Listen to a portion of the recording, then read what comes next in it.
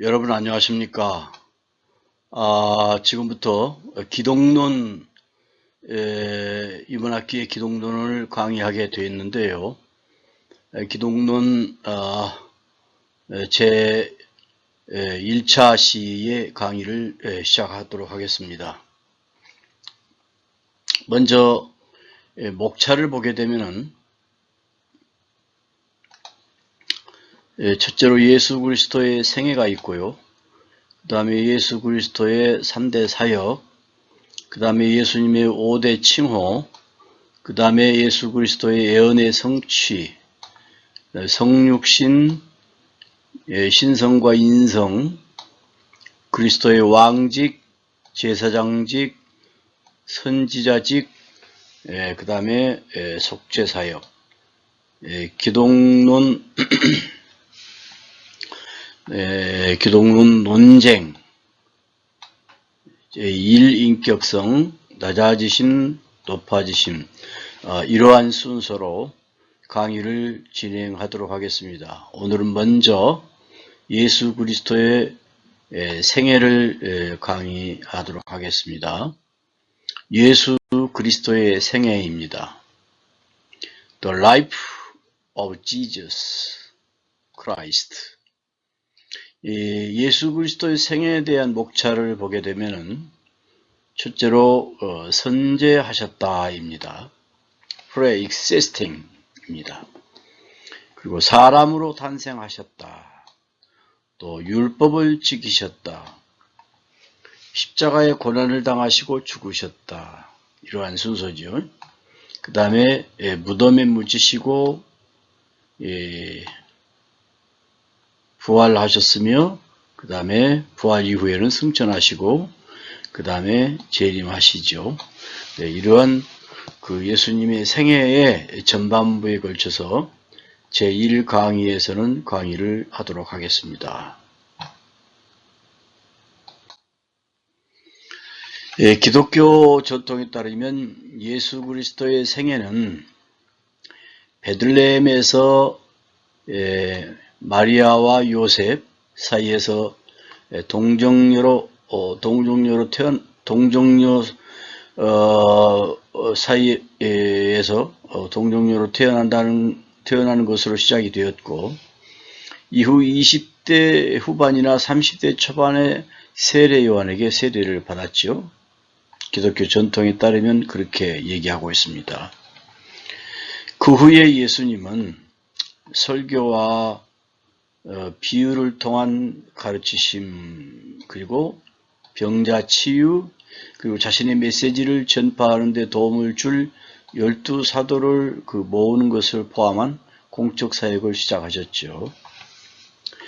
또 예수님의 가르침과 행동은 신적인 권위로 여겨졌고, 이는 일부 유대교 지도자들의 반발을 불러일으켜서 결국은 체포됐고 유대교와 로마 당국에 의해서 재판을 받게 되었고,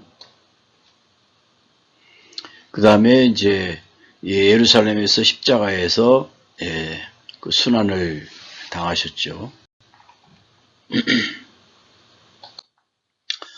예수 그리스도는 본래 영광스러운 상태에 계셨으나 자신을 낮추셔서 사람으로 이 세상에 오셨습니다. 그의 낮아지심은 사람으로 탄생하심부터 또 율법을 지키시고 또 고난을 당하시고 죽으셨고 무덤에 묻히셨습니다. 신약성경 빌립보서 2장 6절부터 8절에 보게 되면 그는 근본 하나님의 본체시나 하나님과 동등됨을 취할 것으로 여기지 아니하시고 오히려 자기를 비어 종의 형체를 가져 사람들과 같이 되었고 사람의 모양으로 나타나셨으며 자기를 낮추시고 죽기까지 복종하셨다 그랬습니다. 그것이 곧 십자가의 죽으심이라 그랬죠. 고린도후서 8장 9절에 보면 우리 주 예수 그리스도의 은혜를 너희가 알거니와 부요하신 자로서 너희를 위하여 가난하게 되면 그의 가난함을 인하여 너희로 부요하게 하려 함에 하심이라 그렇게 기록하고 있습니다. 첫 번째로 선제하심, 먼저 pre-existing이죠. 선제하셨다 그렇게 얘기를 합니다. 신학적으로. pre-existing of Jesus Christ 그러죠. 예. 예수님 탄생하기 이전에 Jesus existed before his birth. 탄생하시기 전에 계셨다 이죠. 예, 바이블 성경의 여러 구절에서 그것을 증명을 하고 있습니다. 예수 그리스도는 이 세상에 사람으로 탄생하시기 전부터 존재하셨다 그 말이에요. 사람으로 탄생하시기 전부터 존재하셨다. 이것을 선제하심이라 이렇게 얘기합니다. 예수님은 태초부터 계셨다고 성경은 말씀합니다. 미가서 5장 2절에 그의 근본은 태초의 상구이니라 그랬고, 요한복음 1장 1절에 태초의 말씀이 계시니라 그랬고, 예, 이 말씀 바로 예수님을 말씀하죠. 요한복음 8장 58절에서는 아브라함이 나기 전부터 내가 있느니라 예수님이 스스로 밝히셨죠. 요한복음 17장 5절에 보면 아버지여 창세 전에 내가 아버지와 함께 가졌던 영화로서, 예, 그런 기록이 있고, 요한계시록 22장 13절에 보면 나는 알파와 오메가요. 시작과 끝이라 그 말이에요. 예, 시작은 알파요. 예, 헬라어의 그 첫 글자가 알파죠. 알파. 끝 글자가 오메가죠. 그 시작과 끝이라 그 말이에요. 처음과 나중이다 그 말입니다. 그러니까 태초부터 예수님은 존재하고 계셨다. 태초부터. 그것이 선제성입니다. 태초부터 계신 예수님은 천지 만물을 창조하신 하나님이십니다. 만물 창조를 하신 하나님이다 그 말이에요. 요한복음 1장 1절부터 3절에 보면 태초에 말씀이 계시니라. 이 말씀이 하나님과 함께 계셨으니 이 말씀은 곧 하나님이시라 그랬어요. 그가 태초에 하나님과 함께 계셨고 만물이 그로 말미암아 지은 바 되었으니 지은 것이 하나도 그가 없이 된 것이 없느니라 그렇게 말씀하고 있습니다. 또 골로새서 1장 6절에 보면은 만물이 그에게서 그에 의해서 창조되되 하늘과 땅에서 보이는 것들과 보이지 않는 것들과 만물이 다 그로 말미암고 라고 말씀하고 있죠. 그 다음에 사람으로 탄생하셨습니다. 사람으로 탄생하셨다. He was born as a man. 사람으로 탄생하셨습니다. 본래 신적인 인격이신 예수 그리스도는 때가 되므로 사람으로 탄생하셨다. 이것을 인카네이션, 즉 성육신, 화육신 그렇게 말합니다. 주로 성육신, 영어로는 인카네이션이라 이렇게 말합니다.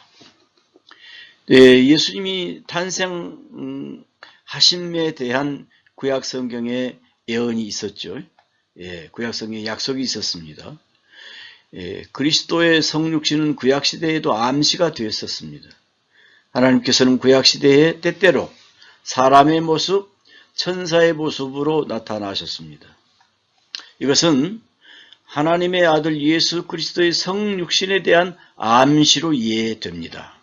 창세기 17장 20절에 보면 하나님이 아브라함과 말씀을 마치시고, 때로는 하나님은 사람의 모습으로 나타나시고 때로는 천사의 모습으로 나타나셨는데 그분이 바로 예수님이다 그런 얘기입니다.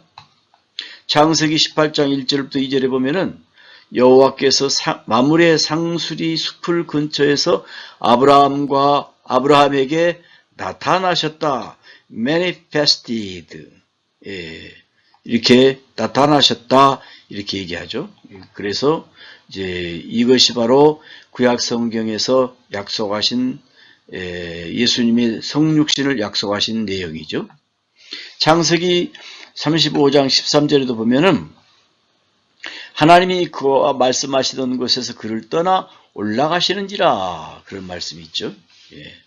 또한 구약 성경에는 신적 메시아의 탄생이 예언되어 있습니다.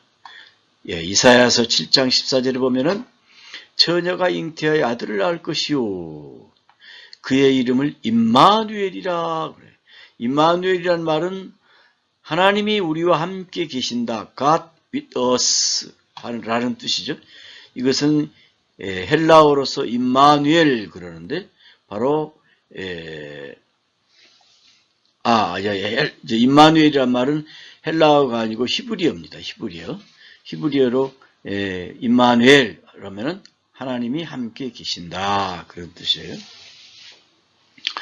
이사야서 9장 6절에 보면은 이는 한 아기가 우리에게서 낳고 그 한 아들을 우리에게 주신 바 되었는데 어깨는 정사를 메었고 그 이름은 기묘자라 원더풀 또 카운셀러라 모사라 전능하신 마이티 갓 전능하신 하나님이라 영존하신 아버지라 에버라스팅 파더라 또 프린스 오브 피스 평강의 왕이라 할 것임이라 그렇게 신성적 메시아의 탄생을 약속했죠. 이사야서에 보면. 그다음 미가서에 보면은 예수님이 베들레헴에서 탄생하셨는데 베들레헴 에브라다야 너는 유다의 족속 중에 작을지라도 이스라엘을 다스릴 자가 네게서 네게로 나올 것이라. 그는 근본 상고의 태초엔이라 그렇게 기록하고 있죠. 미가서 5장 2절에. 뿐만 아니라 구약의 성막 제도는 예수 그리스도를 암시하고 있습니다. 성막 제도는 예수 그리스도를 암시하고 있습니다. 구약의 성막은 1차적으로 예수 그리스도의 인격과 사역을 증거하고 있습니다. 그 다음에 이제 신약 성경은 예수님의 성육신을 증거하지요. 요한복음 1장 14절에 말씀이 육신이 되어 우리 가운데 거하셨다 그랬죠. 예. 그 다음에 요한복음 3장 13절에 보면 하늘에서 내려온 자라 그랬어요. 요한복음 16장 28절에 내가 아버지께로 나와서 세상에 왔다 그랬어요. 갈라디아서 4장 4절에 때가 참에 하나님이 그 아들을 보내사 여자에게서 나게 하시고 동정녀 마리아에게서 나시게 됐죠. 빌립보서 2장 6절부터 8절에 보면 그는 근본 하나님의 본체시나 하나님과 동등됨을 취할 것을 여기지 아니하시고 종의 형체를 비어 사람과 같이 되었다. 사람의 모양으로 나타내셨다 그 말이에요. 그 다음에 디모데전서 3장 16절에 보면 그는 육신으로 나타난 바 되시고 그랬어요. 그러니까 성육신을 구약성경에도 성육신을 주장하고 예언하고 신약성경에도 예수님의 그 육신으로 오심을 증거해 주고 있죠. 그것을 소위 인카네이션 성육신이라 그렇게 말합니다. 그 다음에 처녀 마리아의 몸을 통한 탄생이죠. 예수 그리스도께서는 처녀 마리아의 몸을 통해서 탄생하셨습니다. 마리아는 성령의 능력으로 예수 그리스도를 잉태하셨죠. 신약의 복음서들은 예수 그리스도의 독특한 탄생의 사실을 증거합니다. 마태복음 1장 18절부터 25절에 보면은 그 모친 마리아가 요셉과 정혼하고 동거하기 전에 잉태했다 그 말이죠. 남편 요셉은 그 이 사실을 알고 가만히 끊고자 했습니다만 성령께서 현몽하시기를 이것은 선지자로 하신 말씀을 이루려 하심이니 보라 처녀가 잉태하여 아들을 낳을 것이요 라고 하는 말씀이 이사야에서 예언되어 있던 것을 상기시켜 주는 거죠. 그래서 요셉은 아들을 낳기까지 동침하지 않았다 그렇게 말합니다. 그래서 처녀의 몸에서 예수님이 성령님의 은총에 의해서 잉태되어서 탄생하셨죠. 누가복음 1장 26절부터 28절에 보면은 다윗의 자손 요셉이라는 사람과 정혼한 처녀에게 이르리니 그런 말이 나오죠.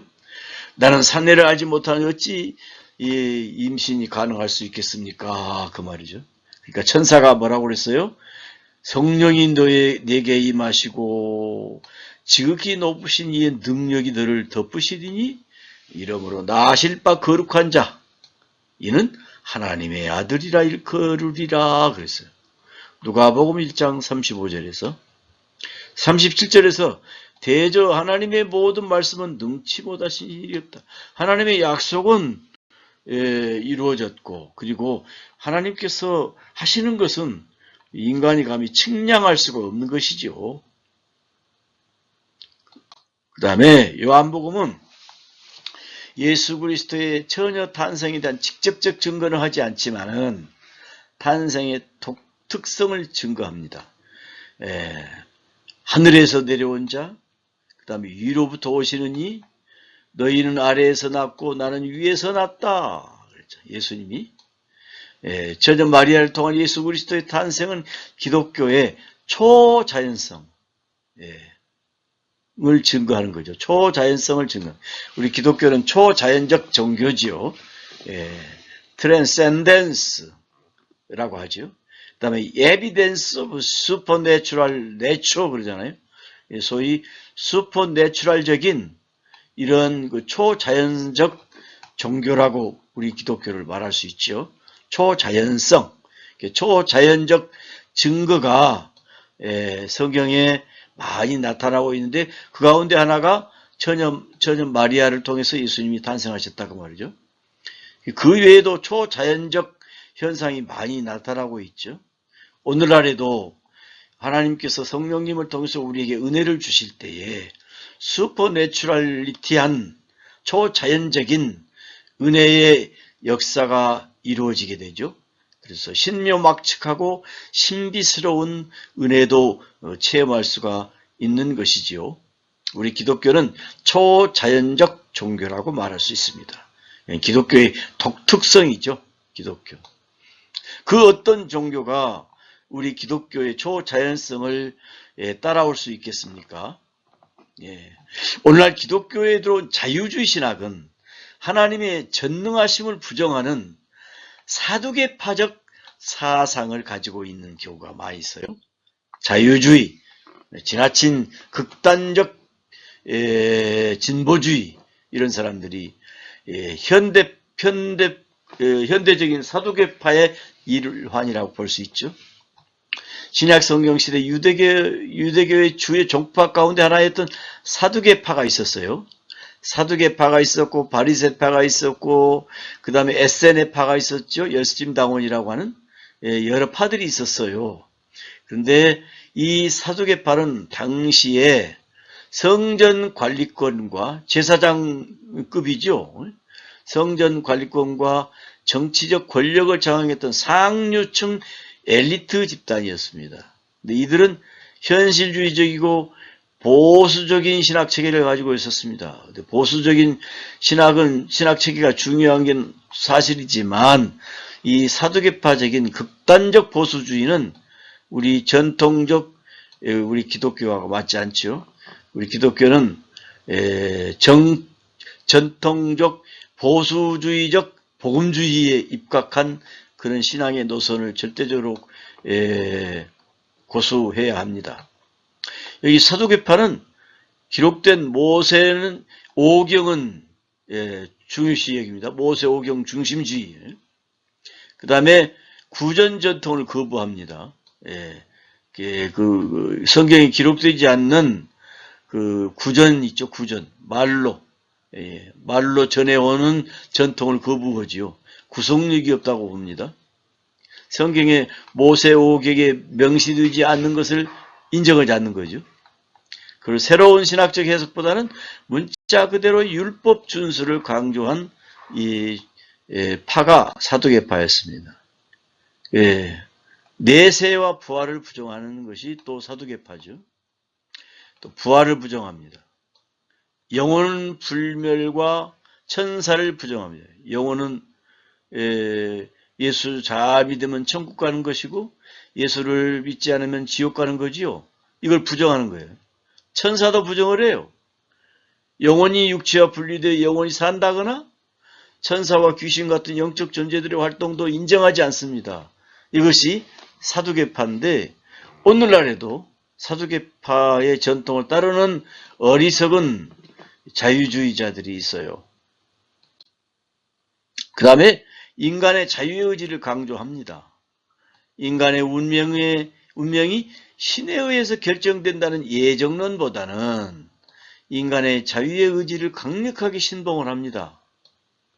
또 인간에게 자기의 책임이 있다는 거죠. 선과 악을 선택하는 것은 인간의 몫이다. 예. 이거 하나님의 은혜의 역사를 부정하는 거죠. 하나님의 은혜가 임할 때 우리는 선을 선택하고 악을 버릴 수 있는 거잖아요. 삶에서 일어나는 복과 화는 인간의 행동에 따른 결과다. 왜? 예수님이 누굽니까? 만복의 근원이시잖아요. 찬송가 28장에도 나와 있죠. 만복의 근원 하나님 그러잖아요. 만복의 근원이요. 복의 근원. 복의 근원. 복의 근원이 강림해달라고 우리는 찬송도 부르잖아요. 기도도 하고. 예. 예. 신이 인간의 세세한 선택에 개입하지 않는다. 그렇게 믿는 거죠. 전지전능하신 하나님, 오늘날에도 우리에게 섭리해주고 계신 하나님을 인정하지 않는 것이 사두개파입니다. 현실 중심적 정치 성향이 강해요. 신학적으로는 보수적이었으나 정치적으로는 매우 현실적이다 말이에요. 기회주의적인 면모를 가졌습니다. 그 다음에 당시에 친로마파, 예, 그 다음에 성전 중심, 또 회당 중심이었기 때문에 바리새파와 달리 사두개파는 성전 제사를 중심으로 활동을 한 거죠. 제사장 그룹이죠. 제사장 그룹. 대제사장직 사내들인 의회 주도권을 가지고 있는 존재들이 바로 사두개파들입니다. 요약을 해보면 사두개파와 바리새파를 비교해보면 사두개파는 제사장, 귀족, 부유층이고 바리새파는 증산층이고 율법학자들이 주로 있고, 예, 또 부활을 부정하죠. 부활신앙. 근데 바리새파는 부활을 인정합니다. 영적 존재도 바리새파는 인정을 해요. 천사와 영을 부정하잖아요. 이 사두개파들은. 로마의 현실에 협조적입니다. 현실이 너무 안주해 있어요. 안주해 있어요. 예, 바리새파는 로마의 비판적인 태도를 견지했죠. 그 사두개파는 서기 70년 예루살렘 성전이 파괴되면서 그들의 권력 기반을 잃고 역사 속으로 사라지게 됐습니다. 예. 그래서 결국 현대 유대교는 뿌리는 사두개파가 아닌 바리새파의 전통을 계승한 랍비 유대교가 되었습니다. 사두개파는 역사 속에 사라졌는데 오늘날의 또 현대판 자유주의자, 극단적 진보주의자들은 사두개파의 주장을 따르는 사람들이 많이 있죠. 비성경적입니다. 예. 자유주의적 불신앙이 기독교에 널리 퍼져 있는 오늘날 처녀 마리아를 통한 탄생의 사실은 하나님의 초자연적 능력을 믿는 믿음의 시금석이 됩니다. 초자연적인 능력을 믿는 믿음의 시금석이 우리 그 처녀 마리아 탄생을 인정하고 믿는 것이죠. 내용적으로도 처녀 마리아를 통한 그리스도의 탄생은 그의 신성을 확정합니다. 예수님은 신성과 인성이 있으시죠. 예. 예수께서 요셉과 마리아의 정상적 부부로 관계에서 출생하였다면 어떻게 그가 하나님이라는 사실을 증거할 수 있겠습니까? 인간이지. 그가 처녀 마리아를 통해서 성령의 능력으로 잉태되고 탄생하셨으므로 성령의 능력으로 잉태되고 탄생하셨으므로 신성과 인성의 가장 적절한 증거가 되는 것이죠. 예. 성경도 이 사실을 다음과 같이 증거합니다. 누가복음 1장 35절에 천사가 대답하여 가로되 성령이 내게 임하시고 지극히 높으신 이 능력이 너를 덮으시리니 이러므로 나실 바 거룩한 자는 하나님의 아들이라 일컬으리라. 성경이 이를 입증해 주고 있죠. 처녀 탄생, 성육신에 대해서 성경은 분명히 얘기를 해주고 있습니다. 그 다음에 예수님은 이 땅에 오셔서 율법을 잘 지키셨죠? 율법을 지키셨습니다. 예. Christ came to fulfill the law. 율법을 지키시기 위해서 오셨다고 말이죠. 사람으로 탄생하신 성육신하신 예수님은 친히 율법을 다 지키셨습니다. 난지 8일 만에 할례를 받으시고 그 다음에 공적인 전도 시작할 때 세례요한으로부터 세례를 받으셨다고 말이에요. 백성이 다 세례를 받으실 때 예수님도 세례를 받으셨다 그랬어요. 이것도 그 세례 받은 것, 할례를 받으셨던 것이 다 율법에 나와 있는 얘기 아닙니까? 예수님께서 율법을 지키신 것은 우리의 의의를 이루시고 율법의 저주로부터 건져내시기 위한 목적이 있는 거죠. 마태복음 3장 15절에 예수님이 친히 세례요한에게 말씀하시기를 이와 같이 하여 모든 의의를 이루는 것이 합당하니라. 율법을 지키도록 허락을 해라. 세례를 나에게도 해라 그 말이죠. 그래서 그 율법 아래에 있는 자들을 속량하시고 우리로 아들의 명분을 얻게 하려 하심이라 그랬어요. 율법 아래 나게 하신 것은 예수님이 갈라디아서 4장 4절에 그렇게 말씀하고 있습니다. 그 다음에 이제 십자가의 고난을 당하시고 죽으셨습니다. suffered crucifixion and died.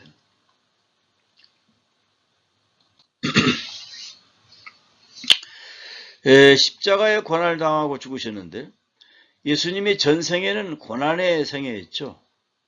신적 인격이신 예수님이 사람이 되신 것 그 자체가 고난이죠. 또한 그는 공생의 기간 동안 유대 지도자들에게 거절과 배척을 당하시고 많은 비난을 당하시고 그 다음에 급기야 십자가에서 달려 죽으셨습니다. 그것은 십자가에 달려서 돌아가신 것은 고난의 극치지요. 고난의 극치. 이 하이델베르그 문답이라 오늘날의 독일에 그 하이델베르그가 있죠. 근데 그 하이델베르그 요리문답에서 땅 위에 있는 모든 시간에 특별히 그 생애 끝에 영육으로 이 전 인류의 죄에 대한 그러니까 십자가는 전 인류의 죄에 대한 하나님이 진노를 담당하셨다. 하나님의 진노를 담당하셨다는 거잖아요. 누구의 죄 때문에? 전 인류 대 인류의 죄 때문에. 그 속에 내가 포함되잖아요. 예수님은 나의 죄 때문에 돌아가셨다. 이렇게 생각을 해야 돼요. 얼마나 감사한 일입니까? 나 대신 예수님이 고난을 당하셨어요. 예수 그리스도께서는 신성에 있어서가 아니고 인성에 있어서 죽으셨어요. 신성은 그대로 살아남으신 거예요. 살아있는 거죠. 신성은 죽지 않은 거지요. 부활하셨기 때문에. 그 다음에 비록 그의 신성과 인성이 분리될 수 없고 항상 연합되어 있었지만 예수께서 십자가 위에서 측량할 수 없는 고난을 당하시고 버림받을 때 하나님의 진노를 경험하셨다. 하나님의 극심한 진노, 그 십자가의 순환을 하나님의 진노라고 이렇게 성경은 표현하고 있어요. 하나님의 진노예요. 내가 진노를 받아야 될 터인데 예수님이 진노를 몸소 당하셨죠. 엘리 엘리 라마 사박다니 어찌하여 나를 버리셨나이까. 이렇게 예수님의 고난의 그 고뇌에 찬 목소리였죠. 갈라디아서 3장 13절에도 우리의 죄를 속량하셨으니 얼마나 우리는 다행스러운 일입니까? 나무에 달린 자마다 저주라고 그랬잖아요. 십자가는 저주예요, 저주. 내가 받아야 할 저주를 예수님이 대신 받으셨어요. 서방교회, 오늘날 서방교회, 우리 개신교가 서방교회죠. 사도신경에서 서방교회, 그러니까 로만 캐톨릭 처치라고 말할 수 있죠. 그리스도께서 지옥에 내려가셨다는 말이 있어요. 사도신경에 어퍼스스 크리드에 그렇게 기록되어 있습니다. 그리스도께서 십자가 위에서 당하신 극심한 고통을 상징적으로 표현한 것을 이해해야 할 것입니다. 교회는, 우리 기독교는 서방교회, 동방교회가 있죠. 우리 개신교는 서방교회에서 분리돼서 프로테스탄트, 개신교가 됐죠. 개혁을 이루는 개신교가 됐다고 말해요. 하이델베르그 요리문답에 음부에 내려가셨다 그 말이 있어요. 예. 이것은 나를 지옥의 고통과 괴로움에서 구속하셨음을 확신하기 위해서 그런 묘사를 했다 그 말이에요. 웨스트민스터 대요리문답에도 그리스도의 죽음 후에 낮아지심은 장사되심과 죽음 상태에 머무심과 제3일까지 죽음의 권세 아래 있으심인데, 그것은 다른 말로 지옥에 내려가시사라고 표현하고 있습니다. 천주교에서, 로만 캐톨릭 천주교에서는 그리스도께서 구약 성경 성도들의 영혼을 머문 곳에 선조림보, 지옥 변방에 내려가서 그들을 구원하셨다, 그렇게 로마 천주교에서는 가르치고 있어요. 그러나 성경은 명확한 근거를 제시하지 않습니다. 루터교회는 그가 음부에 내려가서 승리를 선포하셨다고 해석하지만 그것도 성경적으로 확실하지 않습니다. 그들의 주장이 근거로 제시하는 베드로전서 3장 19절에는 저가 또한 이 옥에 있는 영예인들이 전파하시니라는 말씀은 그런 뜻으로 이해할 수가 없습니다. 영으로란 말은 문맥상 예수 그리스도의 인성의 영을 가리키지 않고 그의 신성의 영, 곧 성령을 가리킵니다. 로마 캐톨릭의 림보와 연옥을 가르치는 것은 비성경적이죠. 림보라는 것은 라틴어 림부스, 테두리 가장자리에서 나왔는데 천국과 지옥 사이의 경계지도를 림보라고 한다고 그러죠. 이게 어정쩡한 중간지대라 그 말이죠. 거기서 선조 림보가 있고 유아 림보가 있고 불신자나 유아 사망에 대한 이해나 가능한 수단이고, 연옥도 믿지만 부족한 믿음이 있는 사람들이 연단을 통해서 천국으로 갈 수 있다는 그런 발상이죠.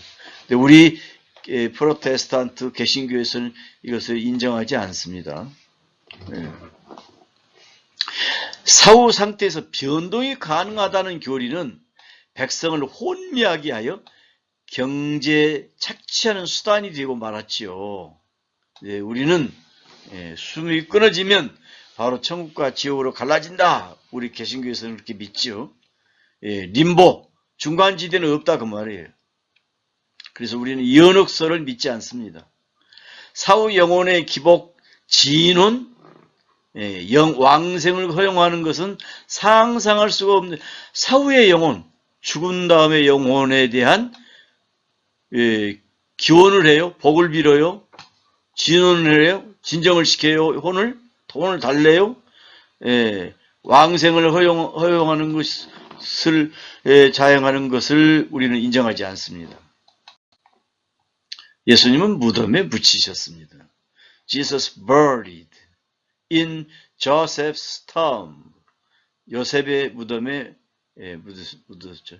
무덤이, 우리 한국은 이렇게 땅으로 묻지만 여기는 이렇게 굴처럼 생긴 이곳에다가 관을 집어넣은 거죠. 예수 그리스도는 마침내 무덤에 묻히셨습니다. 무덤은 범죄한 인간이 세상에서 마지막으로 내려가는 곳이지요. 성경대로 그리스도께서 우리 죄를 위하여 죽으시고 장사 지내셨다 그 말이에요.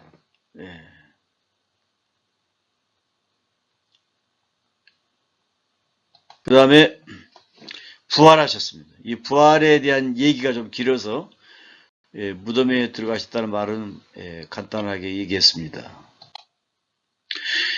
예수 그리스도는 자신을 낮추어 죽기까지 복종하시고 무덤에까지 묻히신 다음에 하나님 아버지로부터 높으심을 받으셨다. 이거 빌립보서 2장에 나와 있는 얘기죠. 예. 모든 입으로 예수 그리스도를 주라 시인하도록 하시기 위해서, 예. 근본 하나님의 본체시지만 그 자기를 비워 종의 형체를 가지시고, 예, 그 결국은 자기를 낮추시고 죽기까지 복종하셨다 그 말이에요. 자기를 낮추시고 죽기까지 복종하셨으니 십자가에 죽으심이라. 예.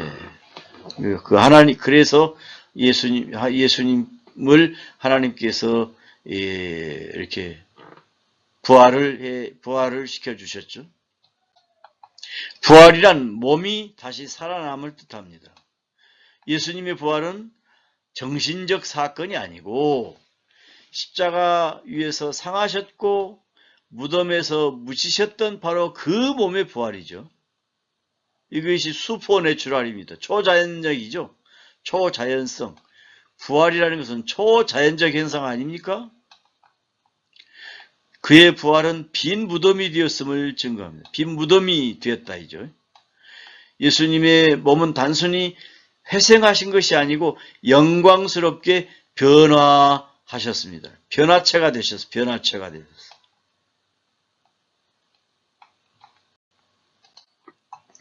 성경적 증거. 예수님의 부활은 4권의 복음서에 확실히 증거되어 있습니다. 마태복음, 마가복음, 누가복음, 요한복음, 이것을 요약해 보면 천사들의 증거가 있었죠. 천사들의 증거, 그 다음에 여성들의 증거, 베드로와 요한의 빈무덤 확인, 막달라 마리아 여자들에게 나타나셨고 두 제자들에게 나타나셨죠. 누가복음 엠마오로 내려가던 두 제자들에게 나타나셨죠. 부활하신 예수님이 이렇게 나타나셨다 그 말이에요. 베드로에게도 나타나셨죠. 제자들에게 또 나타나셨죠. 갈릴리에서 나타나셨다. 예수님이, 부활하신 예수님이 당시대에 나타나신 증거가 됐다. 증거. 증언자들이 있어요. 증언자들이. 네. 사도행전에 또 확실하게 증거되고 있잖아요.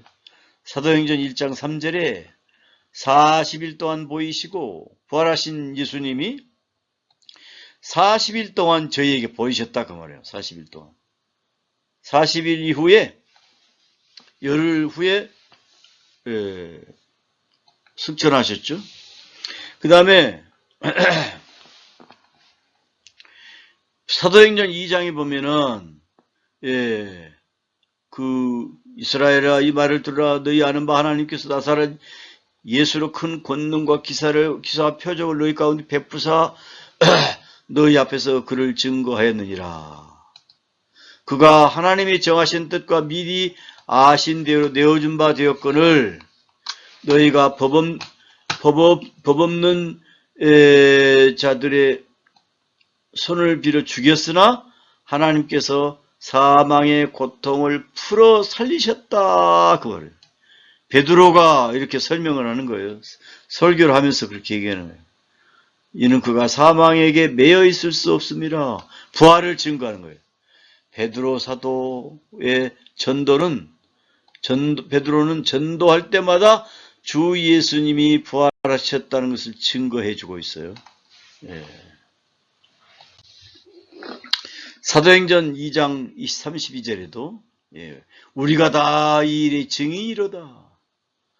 우리가 이 일에 다 증인이로다. 사도행전 3장 14절 15절에 사도행전 5장에도 우리가 이 일의 증인이요. 부활에 대한 증인이라 그 말이에요. 사도행전 10장 39절부터 41절에도 이 모든 일의 증인이라 그 말이에요. 유대인의 땅과 예루살렘에서 그의 행하신 모든 일의 증인이라. 목격자라 그 말이에요. 목격자. 사도행전에도 분명히 나왔죠.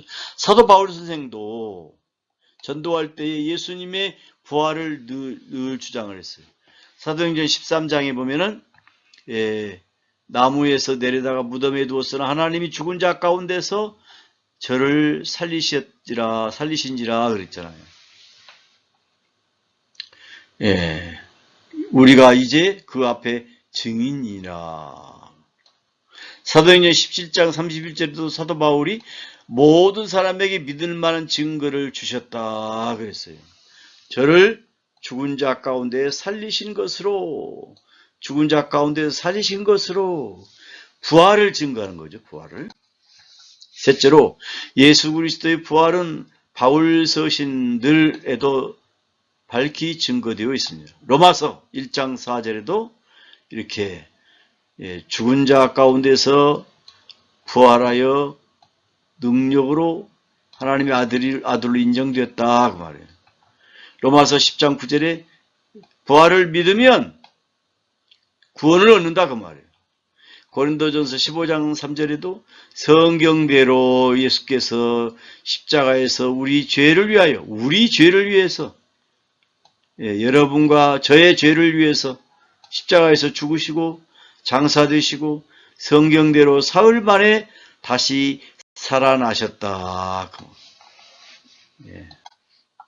특별히 고린도전서 15장을 부활장이라고 그러는데, 예, 목격자들이 당시에 살아있는 목격자들을 얘기하는 거죠. 게바, 베드로죠. 12제자들 500여 형제들이 보는 앞에서 부활 승천하셨잖아요. 야고보 사도, 모든 사도들, 바울 자신에게도 예수님이, 부활하신 예수님이 나타나셨죠. 사울아 사울아 어찌하여 네가 나를 핍박하느냐. 다메섹 도상에서 사도 바울이 부활하신 예수님을 체험했잖아요. 고린도전서 15장 14절에 보면 그리스도께서 만일 부활하지 못하셨다면 우리의 전파하는 것도 헛것이다 그 말이에요. 우리의 믿음도 헛것이다 그 말이에요. 예수님의 부활이 얼마나 소중합니까? 부활 신앙을 믿어야 합니다. 넷째로 예수님의 부활에 대한 추가적인 증거들이 많이 있습니다. 예수께서는 제자들 앞에서 친히 자신의 부활을 친히 예언하셨습니다. 마태복음 16장 22절에 제3일에 살아나야 할 것을 제자들에게 비로소 가르치셨고, 마태복음 17장 22절 23절에서도 사람들이 손에 넘겨 죽임을 당하고 제3일에 살아나리라 이렇게 예수님이 제자들 앞에서 말씀하셨죠. 마태복음 20장 17절부터 19절에도 이르시되 제3일에 살아나리라. 또 누가복음 24장 5절부터 9절에 이르시기를 제3일에 살아나야 하리라 하였느니라 그 말이에요. 그 엠마오로 내려가던 두 제자들에게 이렇게 말씀하셨잖아요. 마태복음 20장 63절에 내가 사흘 후에 다시 살아나리라 하는 것을 너희들이 우리가 기억하노니 그렇게 했죠. 예수님이 제자들이 이렇게 빌라도에게 모여 가로되 이렇게 얘기했잖아요. 예수님의 승천하심은 부활을 전제하여 증거하죠. 부활이 없는데 예수님이 어떻게 승천합니까? 부활과 승천은 연결되어 있습니다. 또 재림도 재림의 약속도 그 부활을 증거하고 있습니다. 재림과 그의 부활 또 그의 승천 그것이 연결이 되어 있습니다. 다시 사셔서 하늘로 올리우셨기 때문에 저리로서 산자와 죽은 자를 심판하러 오신다 그 말이에요. 산자와 죽은 자를 심판하러 오시는 재림이 있다 그 말이에요. 그 다음에 예수 그리스도의 부활의 의미, 부활은 몇 가지 의미를 지닙니다. 그것은 신적인 인격과 속죄 사역이 참되시다 하는 것을 가리켜요. 신적인 인격과 속죄 사역, 예수님의 십자가는 인류의 죄를 속죄시키는, 죄를 용서해 주시는 속죄 사역이죠. 다 이게 성경적 근거가 이렇게 나와 있잖아요. 둘째로 부활은 그리스도인의 영적 부활, 우리들의 영적 부활, 그 다음에 거듭남, 중생, 몸의 부활을 상징하는 상징적 의미를 지니죠. 부활은 상징적 의미를 지니죠. 잠자는 자, 다시 잠자는 자의 첫 열매가 되셨다고 그랬잖아요. 그러니까 우리도 예수님을 따라서 언젠가 반드시 부활을 하게 된다 그 말이에요. 우리도 부활. 예수님 부활은 곧 나의 부활로 이어진다. 이렇게 우리는 믿어야 합니다. 셋째로 예수 그리스도의 부활은 그리스도인의 구원을 실제적으로 이루는 과정이었다는 도구적 의미가 있다 그 말이에요. 부활이 있었기 때문에 우리가 구원을 이룬다 그 말이에요. 로마서 4장 25절에 예수는 우리의 범죄함을 위하여 내어줌이 되고 십자가에 또한 우리를 의롭다 하심을 위하여 살아나셨느니라. 얼마나 고맙고 감사한 일입니까? 하나님 아버지께. 예수님의 부활에 대한 잘못된 설명들이 있어요. 예. 어떤 이는 예수가 기절했다, 회생한 것이다 라고 주장합니다. 근데 부상자가 어떻게 열린 문이 열 까닭이 있겠습니까? 말도 안 되는 거지요. 나머지는 교재에 다 나와 있으니까 참고해 보시고요. 어떤 이는 예수의 제자들이 그의 시체를 훔쳐냈다. 숨겨도 거짓말 부활을 전파한다. 그랬어요. 예. 그 무덤 안에 세마포와 수건이 있었다고 그러잖아요. 예수님이 시체를 감쌌던 세마포, 머리를 쌓아봤던 수건이 있었다고 그러잖아요. 그리고 그 무덤을 수비했던 군인들이 잠들었다고요. 그럼 그들은 예수님의 잠들었던 그들이 예수님의 제자들이 그의 시체를 훔쳤다는 것을 어떻게 알겠습니까? 예. 이건 자기들이 지어낸 거짓말을 위해서 핍박과 순교도 당할 수 있다는 말이겠습니까? 말도 안 되는 얘기죠. 어떤 이들은 예수 부활을 그의 제자들이 환상이다, 착각이다 이렇게 얘기를 해요. 예. 빈 무덤이 어떻게 환상이고 착각으로 설명할 수 있겠습니까? 예. 예수님이 환상이고 착각인데 어떻게 500여 명이 동시에 보는 가운데서 그 부활을 목격하고 보는 가운데서 승천하셨겠어, 500여 문도가. 예. 많은 사람들이 동시에 환상과 착각을 일으킬 수 있겠습니까? 예. 예수님의 제자들을 보세요. 부활의 사건을 증거로 어떻게 증명할 수 있겠습니까? 환상이나 착각이 있었다면은 이건 정신병자들이 하는 짓들이죠. 근데 우리 주님은 특별히 분명히 부활하셨기 때문에 이런 환상설이라든가 착각설에 우리들은 배척해야 합니다. 오늘 많은 자유주의 신학자들은 예수님 부활을 신화에 지난 호랭이 담배 먹던 시절에 신화라고 얘기합니다. 말도 안 되는 자유주의. 이 자유주의자들은 신학자라고 말할 수도 없어요. 이건 개똥 철학자들이지. 그러나 성경은 예수께서 장사된 지 사흘 만에 무덤에서 부활하셨고 그의 무덤이 비어있다 그 말이에요. 빈 무덤에 대한 증거들은 단순히 신화로 설명되기가 어렵습니다. 예. 그것 때문에 예수님의 제자들이 핍박도 받았고 수많은 초대교회 교인들이 핍박을 당하고 참 순교를 많이 당하셨잖아요. 예. 절대로 이런 그 자유주의 신학자들에 의해서 주장되는 것들은 거부해야 합니다. 승천하셨다. 예. 예수님의 승천에 대한 성경적 근거. 에녹과 엘리야가 승천했죠. 예수님의 승천도 암시가 되는 거죠. 예시가 된 거죠. 예수님께서 친히 자신의 승천을 여러 번 말씀하셨어요. 자신이. 요한복음 6장 62절에 그러면 너희가 인자의 이전에 있던 곳으로 올라가는 것을 볼 것 같으면 어떡하겠나. 요한복음 16장 28절에 내가 아버지께로 나와서 세상에 왔고 다시 세상을 떠나 아버지께로 가노라. 이렇게 승천에 대한 말씀을 예수님 스스로 하셨죠. 그 다음에 예수님의 제자들은 그의 승천을 밝히 증거했습니다. 예수께서 승천하실 기약이 참에 누가복음 9장 51절, 누가복음 24장 51절에 축복하실 때 저희를 떠나 하늘로 올리우시니, 사도행전 1장 12절에 이건 사도행전의 1장에 보면 나오잖아요. 예. 성령으로 명하시고 승천하신 날까지의 일을 기록했다. 누가가 데오빌로에게 편지를 쓰면서 그렇게 얘기하는 거죠. 사도행전 1장 9절부터 11절에 이 말씀을 마치시고 저희 버는 데서 올려가셨다. 그 말이에요. 예.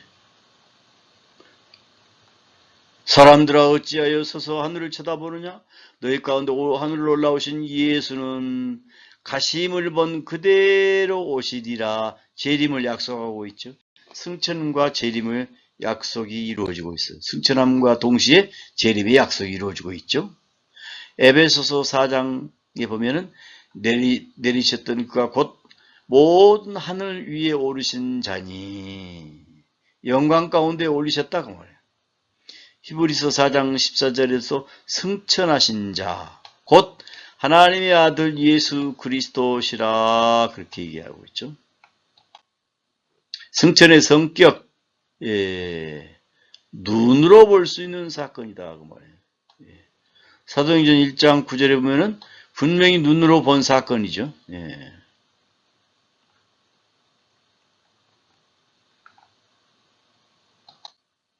그 다음에 하나님 오른편 우편에 앉아 계시다. Set at the right hand of God.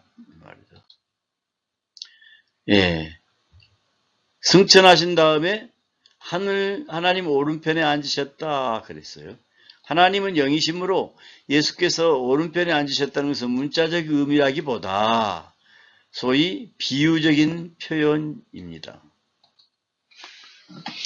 네. 성경적 근거, 오른편에 앉으셨다는 것, 시편 110편 1절에 이렇게 내 우편에 앉으라 이런 말이 있죠. 예. 로마서 8장 34절에도 그가 하나님 우편에 계신 자다 그랬죠. 골로새서 3장 1절에서도 하나님 그리스도께서 하나님 우편에 앉아 계시다 그랬어요. 히브리서에도 우편에 앉으셨다. 히브리서 8장에도 우편에 앉으셨다. 10장에도 우편에 앉으셨다. 12장 2절에도 우편에 앉으셨다. 베드로전서 3장에도 우편에 앉으셨다. 이렇게 묘사하고 있어요. 의미와 사역. 오른편에 앉으셨다는 것은 하나님과 동등한 권위와 영광을 받으시며 교회의 우주의 왕권 행사하심을 의미한다. 이렇게 우편에 앉으셨다는 의미와 사역을 말합니다. 예수님께서는 오른편에서 선지자와 제사장의 일을 계속하시고 왕적인 권위를 또 계속 행사하시는 거예요. 즉 그의 성령을 통해서 선지자의 사역도 하시고 대제사장으로서 우리를 위해서 계속 중보의 기도를 해주고 계시고 교회의 머리로서 우리를 세우시고 다스리고 보호하신다. 이건 왕만이 할 수 있는 거죠. 그래서 예수님은 선지자요 제사장요 왕적인 그런 일을 지금도 하나님 보좌 우편에 앉으셔서 하고 계신다. 그 말. 재림하신다. Second coming of Jesus Christ.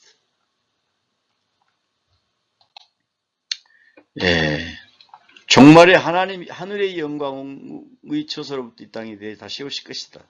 성도의 소망인 주의 재림이다. 예수님이 오심이 우리의 소망이죠. 사도신경에 저리로서 산 자와 죽은 자를 심판하러 오시리라 그랬잖아요. 재림은 확실하게 이루어질 사건이다. 왜냐하면 그것은 주님 자신이 약속하신 바이기 때문에 그래요. 인자가 구름을 타고 능력과 큰 권능과 영광으로 오는 것을 볼 것이다. 마태복음 24장에서. 요한복음에서도 다시 뭐요? 다시 와서 너희를 영접하신다 그랬죠. 사도들도 예수님의 재림에 대해서 분명히 증거를 합니다. 데살로니가 전서와 후서에 매 장마다 예수님의 재림을 증거합니다. 데살로니가 전서에 주께서 친히 외치는 소리와 천사장의 목소리와 하나님의 나팔 소리와 함께 하늘로부터 내려오시며 그리스도 안에 있는 죽은 자들이 먼저 일어나고 그랬죠. 요한계시록 1장에도 보면 볼지어다 구름 타고 오리라. 각인의 눈이 그를 보겠고 그를 찌른 자도 볼 것이고 땅에 있는 모든 족속이 그를 인하여 애곡하리니 그러하리라 그랬어요. 재림의 모습 영광스럽게 오시죠. 영광스럽게 오셔. 사도행 1장 11절에 가심을 본 그대로 마태복음 24장 30절에 인자가 구름을 타고 능력과 영광과 큰 영광으로 오는 것을 보리라. 마태복음 24장 36절, 39절, 42절, 43절에 보면은 분명히 어느 때 오시는데 깨어있으라. 깨어있으라. 그러나 그날과 그때를 아무도 모르나니 그러므로 깨어있으라. 어느 날에 너희 주가 임할런지 너희가 알지 못함이니라. 너희도 아는 바니 만일 집주인이 도적이 어느 경점에 올 줄 알았다면 깨어있어 그 집을 뚫지 못하게 하였으리라. 마라나다. 아멘. 엘라 큐리에 예수 컴 Lord Jesus. 아멘. 여기는 엘라라고 쓰네. 엘쿠 그런 말도 있어요. 마라나다. 지금까지 강의 들으시느라고 수고하셨습니다. 다음 시간에 뵙겠습니다. 안녕히 계세요.